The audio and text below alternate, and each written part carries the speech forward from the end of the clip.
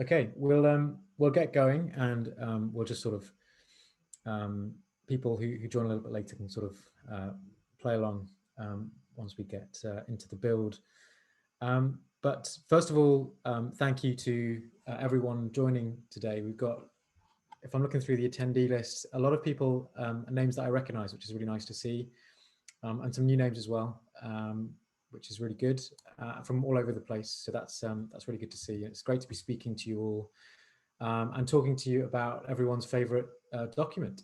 There's a lot of buzz around NDAs at the moment, and so hopefully this is quite an opportune and well-timed little demo.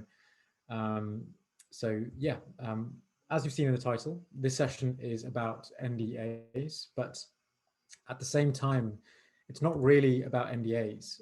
What it's really about is about what's involved in turning a manual process into a digital process.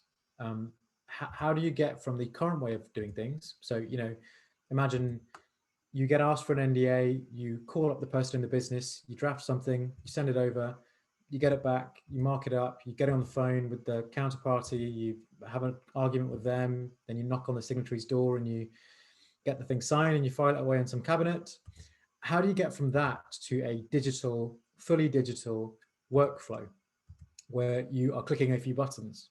You click to approve a request, you click again a few times to generate your NDA, and you click again to get it signed, and you don't even have to click to get it stored away in the right place. The short answer to that question is workflow automation and no-code tools. The longer answer is the next 40 minutes or so, where I'll go into slightly more detail than that. So it's instructive for us to consider, why are we doing this in the first place? I myself used to be a lawyer, so I spent some time in private practice, and I had a short stint in-house as well. And when I was in-house, I probably spent something like a day per week on average dealing with NDAs. And it was boring, frankly, and it didn't exactly lead to job satisfaction. So I don't think my move into the tech space was entirely unrelated to those experiences and the kinds of things that I found myself doing. And I think what I experienced is, it's what many in-house legal professionals experience, essentially an endless flow of legal requests that are very routine and low risk, and are prime candidates for some kind of efficiency or automation. It's essentially an imbalance between requirements and resources. You have more need for legal advice, more need for documents, less bandwidth to deliver them. So what we want is something to redress the imbalance, take low impact legal work off the plate, outsource it to the business, let lawyers focus on higher impact legal work. There's also been this huge change in how we work. So there are whole new industries and market verticals that have sprung up because of the pandemic. Aside from video tools, online conference platforms, and virtual offices even now. Zoom, even what we're using today, has gone from a dinky startup to a company with a market cap of something like $100 billion. If Zoom were a law firm, it would be something like the fifth biggest law firm in the world, and by revenue, and the most profitable by a mile. So the way we work now is very, very different. And although we are heading back to the office, some things are not going to change that quickly. A lot of people talk about how everyone's desperate to go back to face-to-face work, and there's the interpersonal connection, the personal touch. I think that's absolutely right. But there are plenty of people who prefer the remote, distributed way of working. And if not the whole package, some elements of it. They love the fact that they can tune out from office chatter and get more done every now and then. Or they really appreciate that they can use a online tool to get their answers rather than ringing up people. So I'm convinced that the demand for digital service delivery will remain, and will only get stronger. That really is the bet that we are taking as a company. That is what we do. Neota, what Neota is all about. We help legal teams automate their service delivery. The manual processes that you have, we turn them into digital processes.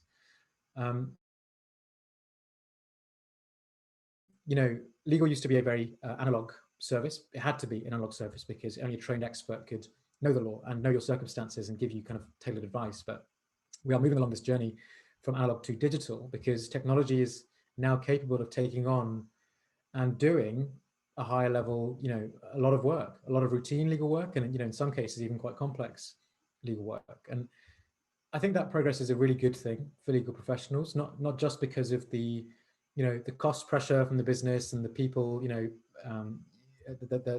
lack of bandwidth, but because people like using digital services. They get their answers quicker. And if they're designed well, then the people really enjoy those things. They can run all the time, the 24/7, they're available, they're lower cost, they capture data, everyone saves time. And that design element is critical there, provided that these services are designed well, maybe you have a human fallback, or maybe you've really taken some thought into the user experience and made it feel trustworthy and real, then you can go really, really far.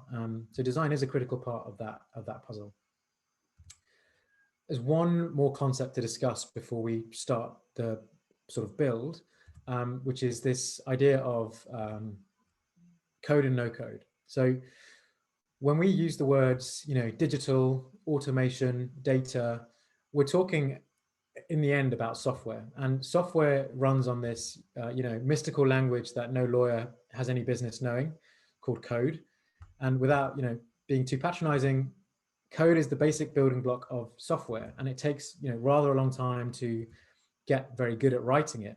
It takes a lot of experience to get very good at it as well. So I think it's pretty easy to forgive companies for being slow or hesitant about digitization, because who can afford to do it? It's prohibitively expensive, or it can feel prohibitively expensive and complicated. Because when I was in private practice, how long it took to put a new document management system in place, I think it took years to do that. There was a rollout, it took dozens of people years of their time to get these things into place.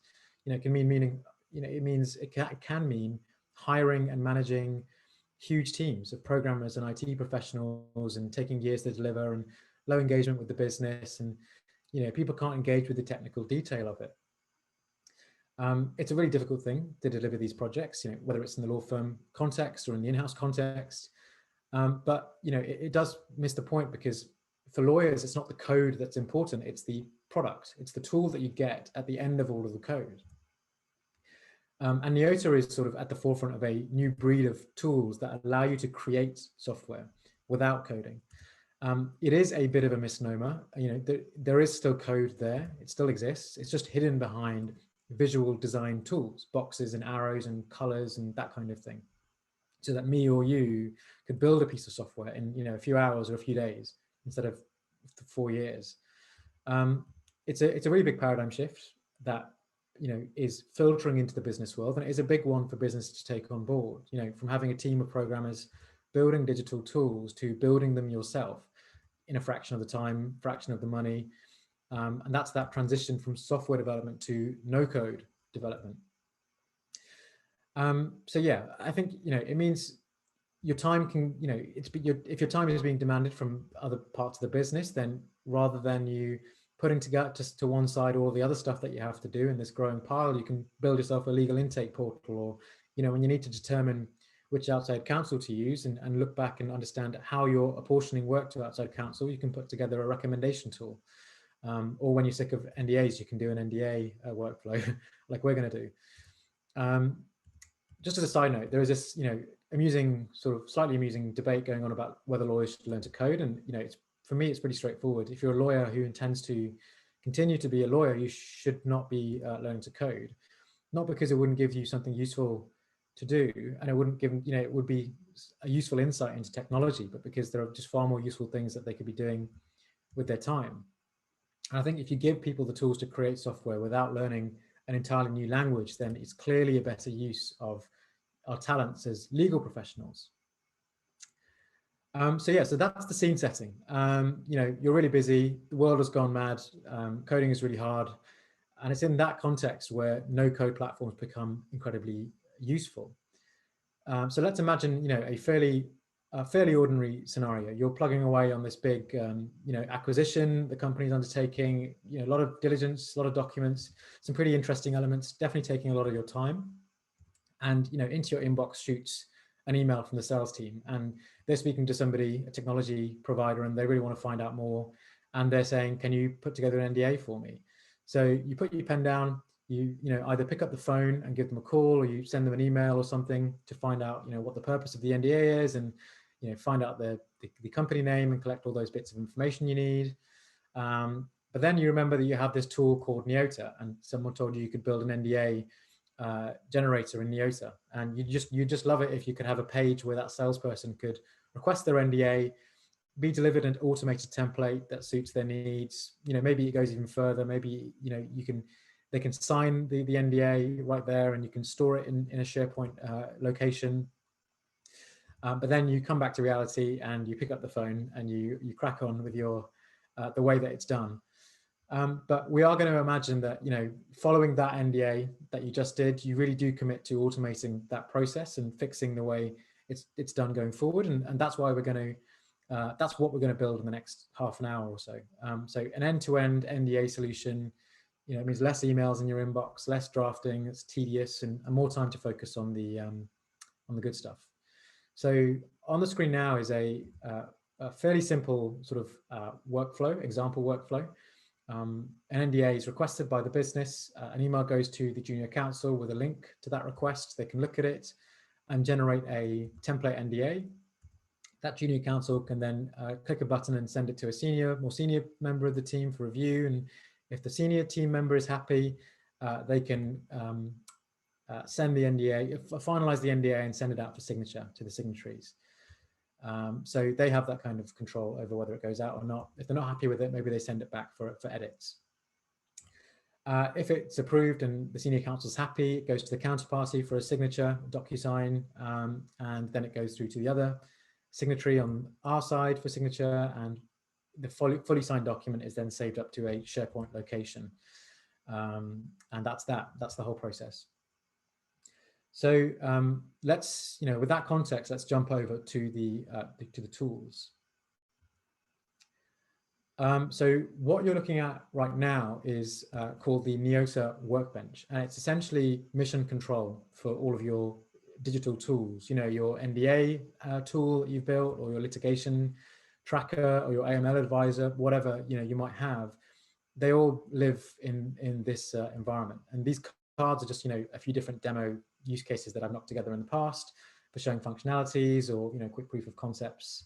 So there's a COVID advisor, legal services request, contract management template, and so on. And if I click this little button here, the edit button, I open up Neota's workflow editor, which is this environment you would build your digitized workflow in. So for example, I jumped into this one here, and you can see this workflow with the swim lanes and the boxes. And there's a few elements. There's a questionnaire here, an email node, a few different swim lanes. There's a couple of gateways here. There's a bit of logic attached to some of these routes. And if I scroll down a bit and zoom out, there's a counterparty swim lane. So, the other side is included in the workflow as well. This particular workflow doesn't have a DocuSign node or anything like that, but we will cover that a little bit later. Okay, jumping back out, you can also see at the top there's a few different tabs: applications, library, canvas, etc. We're not going to really go into these at the minute, other than to say that we will come back to canvas a little bit later, and I'll mention library a little bit later as well. But for now, we're just going to stick to this products tab because this is where we actually create our new workflows. So the first thing I do is just to click here, create a new workflow. I'm just going to call it something, I'm just going to call it NDA Genie, but you can change that at any time and whatever you want to call it. Connect it to a database. I could add a quick description if I wanted to, add a little thumbnail picture so I can recognize it easily. And just scroll down and click create.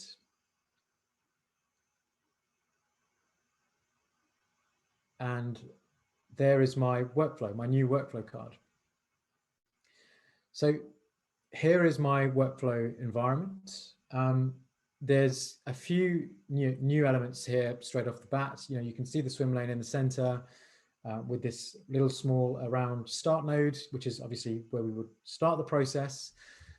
There's a toolbar on the left-hand side where we can drag in different elements into the workflow. So you have tasks, different number of different kinds of those. So an application task is, an app which you build that slots into the process, a questionnaire, a document, a piece of logic. Manual tasks represent, a manual element of the workflow. Service tasks might be sort of a background process. A call task might be a call to a different technology that runs another process that feeds back in. And multitasks are, parallel processes, which we're going to deliver fairly soon. Gateways are fairly self-explanatory, but they cover kind of the routes through the tool. And then we have events, so sending emails at different stages, timers if you want to have timers around reminders or notifications, that kind of thing. If you want to delay certain actions as well, you can do that. You'll also notice that generally it looks a lot like the BPMN standards, process mapping environment. That's very much by design. Neota is built so that you can map your process directly into the tool. Cuts out a lot of the sort of middle steps, redrawing existing processes. You can do that straight in this workflow environment rather than doing it doubly. There's also this little toolbar at the top with a few other buttons. So there's this play button, run your application, undo and redo, self-explanatory, a help, a night mode button, and then a little one here, which we call whiteboard mode, which just shows you sort of where the errors are in your application if there are any. Okay, so the first thing that I want to do is to name my pool and name my swim lane, just so I have, a overall understanding of where I'm starting, what is the company, who is the persona that actually kicks off this entire process. So I'll just name this company, so it's our company this side, and this person is the internal individual who is requesting the NDA, so call them internal business client. So the next thing I want to do is create my first node. I'm going to create an application node, which is going to contain, in the end, it's going to contain a pretty simple questionnaire for the user. I can build this application node as a placeholder, and then I can worry about filling in the content later. This means that I can just do the mapping, and then instead of getting distracted with technical complexity, getting bogged down in details, I can just go ahead with the mapping. So I can assign applications to that placeholder later on. The next thing I'm going to do is create an email, which is going to move this workflow along to the next persona. So, I'll call it something like email to the junior counsel. And all this is going to do is connect us on to the next piece of the workflow. Again, I can leave the content blank and I can come back to that. So when I have my map finished, I can come back, I can fill in some text, I can add some variables, whatever I want to do. At this stage, there is a new person entering the workflow. This is the legal team member, the junior counsel. So I'm just going to name this new swim lane junior counsel. And then what I want to do is connect that email node that I created to a new application node. This is a new application, a new task by a new persona. So we'll call this something like review, junior counsel review, something like that. In the same vein as the first app, I'm just going to leave it blank as a placeholder. Thinking back to the scenario, the next stage was that we would send this NDA to the senior counsel for review. So we would be generating the NDA at this stage, but then before it actually goes out for signature, we need to get a check on it. So you can add a new swim lane. This is the senior counsel individual who's going to review the NDA. Name it senior counsel, create a new email node, and connect a new task node to that email node as well. So I'll just add those in. You can also sort of see at this point, I haven't really built any questionnaires. I haven't gotten too technical. To do that at this stage would be a mistake. And it's a common pitfall when people use these kinds of tools. It is far better to map out the entire process and then be able to add your questionnaires, your logic, your email text on top of the skeleton structure here. So here at this stage, I want some different things to happen depending on whether the request that I have so far in this workflow gets approved or not. If it doesn't get approved, then I want to send an email back to the junior counsel saying, this isn't approved in its current form. Can you please make some edits here, here, and here? And if it does get approved, then I want to be able to send this document NDA out for signature. So here is where kind of things are going to go in multiple directions. So I'm going to create something called a gateway to achieve that. I can click gateway, just name it something simple like approved. just move that around. And then what I want to do from here is create two paths. So this first path that I'm going to create is the rejected route. So it's the route that we're going to go down if I don't want to get the NDA signed in its current form, and it will return to the junior counsel. So I just create an email node here and name it something like request revisions of the NDA, and then link that back up to the junior counsel persona. So if I just draw an arrow between that email node and the app, which is just north of it, I've essentially created a closed loop. So, you can have as many rounds of revision and editing of that NDA as are needed before it's approved by the senior counsel. Then I'll create path 2. So path 2 is the path of approval. So here I want to create an email for the counterparty and basically invite them to access the tool, sign the NDA electronically. I'm just going to create a new pool for the counterparty as well. So I'm just going to drag in a separate pool.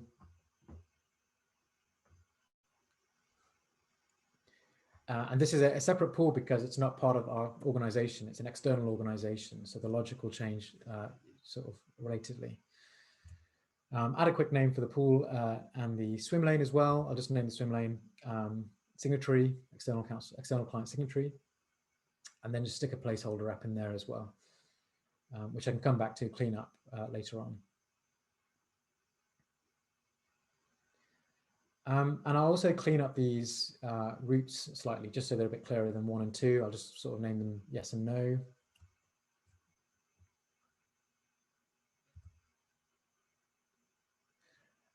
Okay, and I'm just going to pause here and sort of assess what we've done. I've created a few task nodes where users are going to enter the tool, the application, and answer some questions or carry out some kind of work. I've created a few emails. Created a few emails which is delivered to other people in the workflow. And I've also created a logical gate as well, which controls my passage through the workflow. So, I've sort of done the first part of it, but I haven't sort of completed the full workflow yet. All I've got left to do in terms of the bones of the workflow, not in terms of the meat of the questions and the document and all that kind of stuff, is to integrate an e-signature flow and also that Sharepoint connector as well. You'll notice that we built, this quite quickly. It's because, only really built the skeleton. As I was saying, it's placeholders are very, very valuable, very powerful at this stage because you can come back and fill in the details at any point. And this is generally enough to get the kind of point across if you are building a prototype or a draft of a new idea. And then when it comes to the meat, the content, the questionnaires, that's where the other parts of the platform come into play. So I'll just zoom back out to our workbench area. And if you remember those tabs at the top that I showed you earlier, we're now going to go over to this tab called Canvas, which is our rapid prototyping tool. So app building, where you can build questionnaires, reasoning, documents, that kind of thing. And if you remember our workflow, at the beginning, there was this task node where the initiator started the workflow. I'm going to go ahead and create that application in Canvas so it can plug into my workflow and start to flesh out the process map that I've created. As you can see, Canvas is pretty similar to workflow in terms of look and feel. Some of the tools that are available are a little bit different. We have our starting point in the center. We've got down the left-hand side, we've got now a different set of tools. An ask node if we want to ask some questions, intake some information of some kind. Formula and rule nodes are reasoning nodes. So, if I jump into this formula node here, you can see you can carry out a number of different formulas, calculations of different kinds using numerical inputs. And rules are sort of similar, but using non-numerical inputs. So you can create different kinds of logical rules with different kinds of outputs, text or numbers or dates or, just yes or no answers, whatever it might be. And to do that, you'd use the expression editor. So you just create your logical rules in this expression editor. There's also a number of different kinds of output nodes as well. So there are message nodes to display a message on the screen. If you just want to show some information or something like a halfway stage or an ending page. Documents, so generating a Word or a PDF document directly there. And also emails as well. So if you want to send an email, you can draft that email in Canvas. You can attach the documents that you produce. You can put in the values of the people that you want to send it to, that kind of thing. Okay, let's just clean this up slightly and build our first app to add to our workflow. Okay, so we start by creating a really simple welcome page. And I'm going to keep it very simple, just a header and a few explanatory sentences so we can sort of take in the information and progress the workflow quickly. I'm, of course, going to come back to this. And what I show you a little bit later on will be a slightly cleaned up version of this. But this is really how I would go through on the first run. Just add something really, really basic to get the message across. Just adding a subheader in there too, just to clarify which stage this is. And then, basic instructions. I'll just bold that. Change this to a subheader. And I can also change the look and feel of the apps quickly here as well. So I can use one of our house themes. I'm using Berlin at the moment, which has got a bit of a sort of modern feel to it. Or I could use some other house theme. Santorini I could use, which is a bit more exotic. I'll stick with Berlin for now, which is the one I usually go for first drafts. But you can create as many custom themes as you want using another piece of the Neota platform, which is called the theme editor. So all of that is completely customizable. Okay, so next is the questions. I just want to collect some very basic information about the NDA and the personas that are involved in the workflow. So, who is the initiator? What kind of NDA do they want? Who is the counterparty? What is their email address? Really simple information, the minimum, I need at this stage, just so I can understand and map those values to the rest of the workflow. I need to know their email to send them an email. So I'm just going to use this Ask node to build that form and collect that information. So you can see here, I'm creating another question. You can write the question name in here. What type of NDA would you like? This time, I'm not just going to have a simple text question. I'm going to make it a sort of optional list question, give it a name so I can find it later, and then choose the list option. And I'll just say there are two types. There's a new vendor NDA, there's a new employee NDA. Some validation, so they have to add the answer in there. And then, I can just make a few more questions as well. This time, I'm going to make a question which is conditional on previous answers. So I only want this question to appear if they have said they want a new vendor NDA rather than a new employee NDA. So you build the question in the same way, name it, but then you can add conditionality. So this question is only going to show if I create this expression here, if the NDA type is a vendor NDA. I can do that with many, multiple questions as well. So I'm just going to breeze through the rest of the questions, speed through this section, as there are a few more questions here and it gets slightly repetitive, but it's generally speaking the same process. You're just going through, you write your question, you specify the name of the question, you specify what type of question it is, and then you just build your form piece by piece until you have all of the information that you need. So then I can build out the rest of the flow. I also want to have in this app a kind of a confirmation page where my inputs are presented back to me as the legal counsel, and I can confirm whether I'm happy for it to move forward with this way. It's a fairly straightforward matter of dragging in a new node, dropping in some values, and then asking a question at the end. And again, I'm just going to speed through this, clean it up a little bit, and ask a confirmation question there. And then I also need to create just a final message node, which is going to be just our landing page, and then add a bit of logic to this lane, this arrow, so that I only go through to the final page if I've clarified that I'm happy to go forward.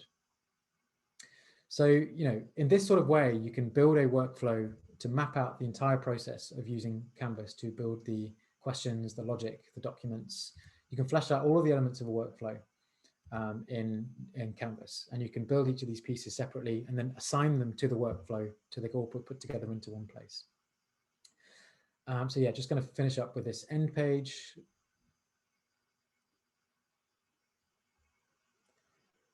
And there we have it, basically. It's pretty straightforward, pretty simple. I mean, really, this is not going to be the final product or anything like that, but I can press play on it and I have a functioning application with my header, my introduction, my instructions, and then, questions and everything else. So, it's not going to be perfect. It'll be a working prototype. And you can assign this application now to the workflow. So you can start building the meat on top of the bones of the application. I'm going to go back to the workflow now and show you how you can use Neota to connect up the other tools, so the DocuSign and the Sharepoint connectors, without resorting to anything too complicated. Often these stages can be difficult with tools, but we try to make them as easy as possible. So we're jumping forward in time here a bit. I've now assigned applications that I've built to all of these nodes above. And there's now a bunch of data basically running underneath this workflow. All of the values being collected, all of the system data, that can all be pulled up now and used in the workflow. So names for emails or email addresses or departments, everything. I can use that information now that I've got applications behind them. I'm just going to recreate this counterparty node here into the bottom pool and assign a DocuSign template application to this node. So this template is available from that library tab, or will soon be available from that library tab that we briefly looked at earlier. And then what I do is I assign a few values to link up the relevant parts of the DocuSign envelope to the data from the Neota application and make sure it's all being pulled through in the right way. There are 2 signatories and there are a few fields that need to be covered. So there is a bit of a fiddling process here, but there are instructions for how to do this. You can add up to 6 signatories with a Neota DocuSign integration node. So there's a lot of different ways that you can do it, and there are instructions to kind of guide you through that process because it can be slightly fiddly. Yeah, so I'm just going to speed through the filling in of the rest of these fields. All of these steps are laid out in the template. Yeah, like I said before, the whole process of connecting with DocuSign is designed to be as simple, as no code as possible. It's not it's not quite clicking your fingers, but you shouldn't need IT's help to do it, basically. And then from here, it's fairly formulaic. You create another DocuSign node to manage the return of the document. This is also available from the app library, but it's basically just a single node with no complexity to it. And then connect it up to an email to go back to the other signatory, the initial requester of the NDA. So I'm going to connect a new node back up to that internal requester. So we nearly have our final flow. We're back with the original requester at the top. And then from here, pretty much repeat the same process from before. So again, I'll speed through this for the second signatory. So the DocuSign flow amounts to 4 nodes in total in the workflow. All of the apps can be taken straight from the app library. That's all we need really for the DocuSign integration. So let's do the last bit of our workflow and connect the whole thing up to SharePoint so we can save our signed NDA to the relevant folder automatically. Again, we have a template SharePoint connector coming out soon in our library. So we can just assign that SharePoint connector template to the node, fill in a few fields. And again, there are instructions for doing this. There are 2 kind of fields that you need, tenant ID, tenant URL, and these are both things that you can grab from the SharePoint site that you have. So I'll just drop those values in. I'll just find this tenant ID value.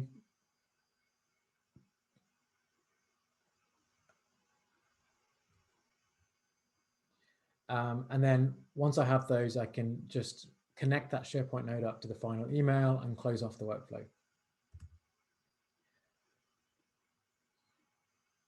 So that's basically it. We've built a full NDA lifecycle automation tool. We built the bones. Some of the meat, the questionnaires and stuff were done before, but from request to drafting to approval to signing to storage, all of those pieces are built in Neota Workflow and Neota Canvas without any coding. So that entire process can be done beginning to end using the tools in this way. Now what we need to do is just see what it looks like, test the thing and see if it actually fits what we want to do or what we want it to look like. Okay, so I've pressed play on our app and this is the product of our workflow building and app building. So I cleaned it up, the look and feel a little bit, added a splash of color, some nice pictures, which is very easy to do in Neota because I mentioned before the platform has a theme editor. So, you can customize the look and the feel of your applications infinitely and really give the impression that the application is part of the business, it's trustworthy. Design, like I said before, it's a really, really good way of building trust and getting adoption on new digital tools is to make them friendly and make them look like real parts of the business. I've also added, some more clarity to the instructions here. If I click next, it takes us through to this questionnaire that I made where I get the company name, and the type of NDA needed. So we'll just put in some dummy data here. And then here's my conditional questioning hiding as well. So we can add that further information in, depending on the choices that we've made. So I'll just again put some dummy data into these and complete those fields. And when I click next, I'm presented with that validation stage. The information that I provided, a quick check to ensure that I have everything I need. If I'll have a look through and I say, this is not correct, I need to change something, then I get a little warning that says go back and edit the answers. If I click yes, then I can input the legal team's email address for the next stage. And then if I click next now, I have my fairly clean, fairly simple ending page, nice and simple, one sentence, just telling me what to do next. If I then go to my inbox, I can see a new message come in, and this is from that internal business requester to the junior counsel for review of the request. So I can click that link and I'm taken into the next stage of the workflow, the second swim lane, if you remember the workflow view. So I can click on that. And here I pretty much copied the previous sort of style. I just copied the style over the previous intro page. All I really changed was that heading from internal business requester to junior counsel. The application tells me what to do here. If I go next now, I just put in a little sentence about the adding optional clauses, because that's another thing that we could do to customize this workflow.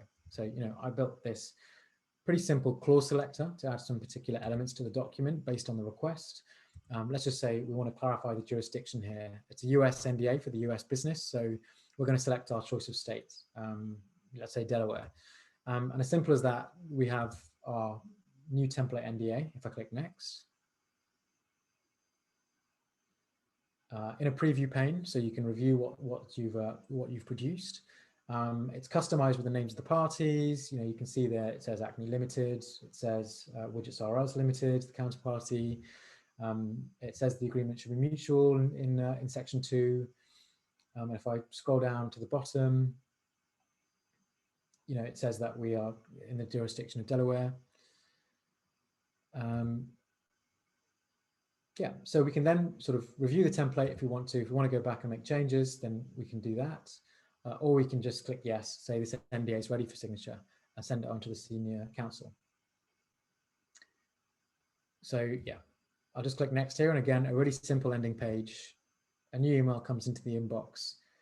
This message just says, look, here's what you do next. The senior counsel will get in touch with you. And then I, as a senior counsel, now receive an email from the junior counsel saying, you need to follow this link to finish off the flow. So if I pull that up and click on that link, I'm taken back again to a similar landing page to the ones that we've seen before. This time the heading is senior counsel. And I can now view the NDA in its entirety, see what I've just been produced, and initiate that signing process if I'm happy with it. If I'm not happy with it, I can send it back to the junior counsel. So, activating that little loop that we made before in the workflow, which we can go round and round with instructions. But if I am happy with it, then we can enter the DocuSign part of the workflow. So here, just another ending page with some simple guidance on what happens next. They're going to get an email when the document is ready to sign. And a further email goes out now to the counterparty. So the senior counsel has signed it off. The counterparty now gets the NDA ready to sign, and they're led straight to DocuSign to review and to sign that NDA. Remember, this is a fairly simple workflow, and we didn't build in any negotiation, but we absolutely could do that. So let's just go ahead and sign this NDA. And when we do, we'll return back to our Neota application, just telling us that the counterparty's part is done. Then we're into the final stage of our workflow. It's now active. The signatory on our end has now received an email saying that the counterparty signed the NDA, and now we can jump in, sign the NDA, and finish the entire process off. So there we have a fully executed NDA, entirely managed digitally, built in a matter of a few hours, including the cleaning up that I did behind the scenes. But remember, there is one stage that we haven't touched on, which is that Sharepoint stage, the Sharepoint node that I created. So you can see in this final email, there is a link which is telling us that the NDA has been saved up to Sharepoint. And if I click there on that link, I can see, let's just bring it up and sort it. You can see right there that my new NDA with widgets RRs fully signed, not in need of any other filing, is there.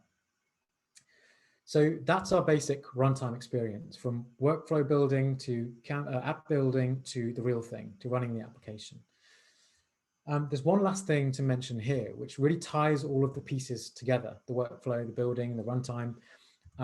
Because if we think about it, one of the main reasons that we want to digitize our processes, rather than saving time or having consistency, is to capture data.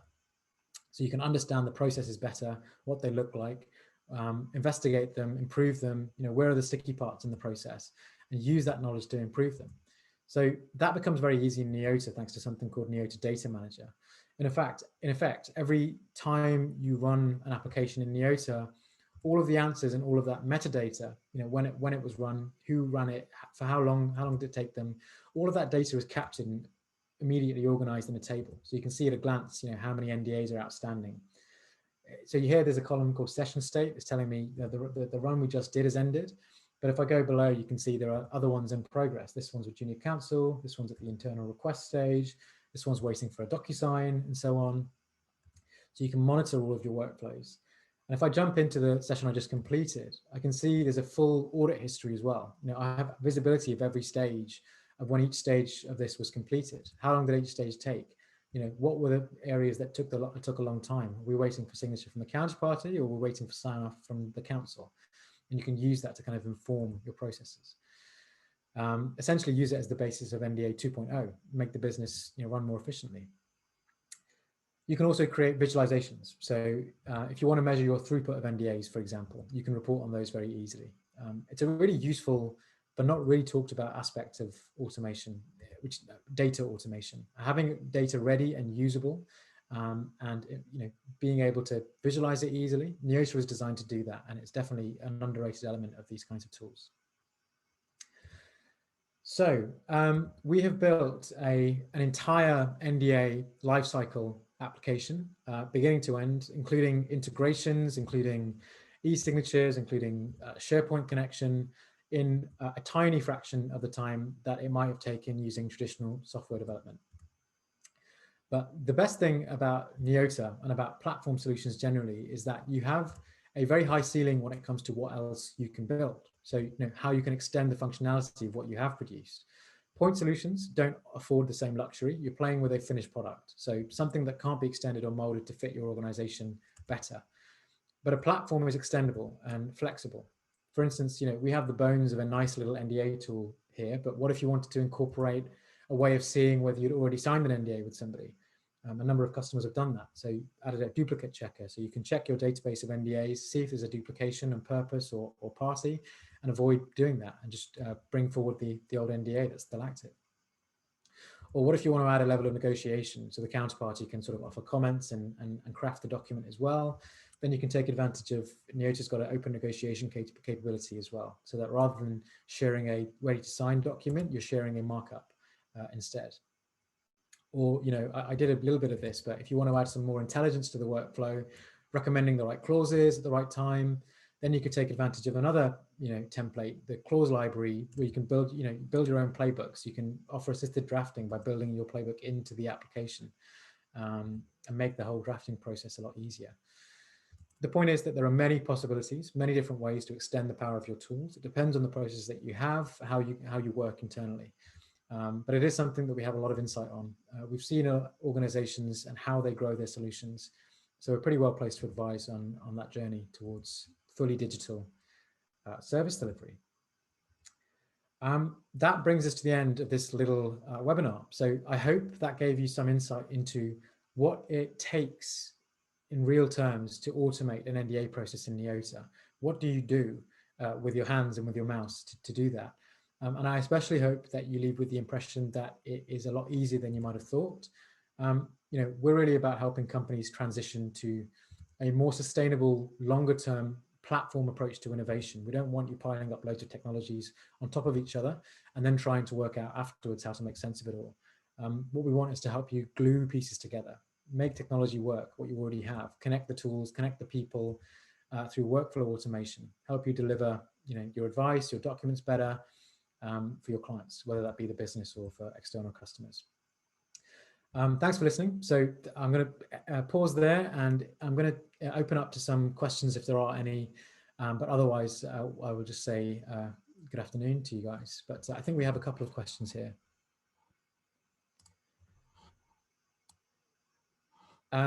So I've just got a question about pre-built solutions. I think this is, a good question. Neota is designed so that you can you can build from a zero start or a running start. So there are a lot of templates in our template library which are for common use cases in the business. So the NDA, for example, that's one of our template applications. We have like a guidelines advisor, a clause library template, DocuSign connection template, a Sharepoint connection template. There are a lot of those different pre-built solutions that you can just plug in to your applications. So you're not going from zero, you're going from more of a running start. You can, like I said, there's a question about style. This is, I think it's a key element here, because a lot of tools don't let you customize the look and the feel of the applications too deeply. You're generally sort of framed and contained within a certain look and feel. You can't move question boxes around the page. You can't change what question boxes look like. You can't be very detailed about the design. Neota is completely customizable in terms of the design. You can really alter the look and the feel totally. It can look like an in-house you-built solution by your software developers if you wanted it to. So you can go really deep with the branding and the style. And it is something we really focus on because it's such a core part of adoption and change management. So yes, I appreciate we have a global audience. We have I'm based in London in the UK, but we are a global company. So we have our headquarters in New York. We have an APAC office as well. And generally speaking, most of our customers are companies that operate globally. So yeah, we absolutely have support for organizations which have multiple regions to look after. In terms of service delivery, it's a question about sort of service delivery and how we go about do we just give you the tool, or is there a sort of service delivery element? We are very much in the sort of mindset of helping you scope out and understand what you want to build. At the end of the day, digital service delivery is something new to a lot of companies, but we've done it before many times. So we know how to go through that change and know how to scope out your solutions and how to build them. So absolutely, we go through a very careful service delivery process. We sit down with you, we map the whole process out. We can even do the full beginning to end build for you if you like as well. There are different ways to take that to go forwards. You can build it yourself, or you can let us do it for you. It's completely up to your needs. Final question is just how do I get in touch? I probably should have put that up on the slide, but you can email me at aziz@neotalogic.com. It's aziz@neotalogic.com, or just go to our website, neota.com or neotalogic.com, and you can just contact via a demo request, or reach out to me on LinkedIn as well, Shaz, S-H-A-Z, Aziz, A-Z-I-Z. So do reach out if you've got questions, if you want to see this template, if you want to see other templates, if you want to see a bit more behind the scenes about how exactly I built this, just reach out to me and we can put that in place. Okay, well, thanks very much for your time and for your attention. I hope it was interesting, a bit more interesting than just watching slides on a screen. Yeah, enjoy the rest of your afternoon, and I look forward to catching up with all of you separately. Thank you.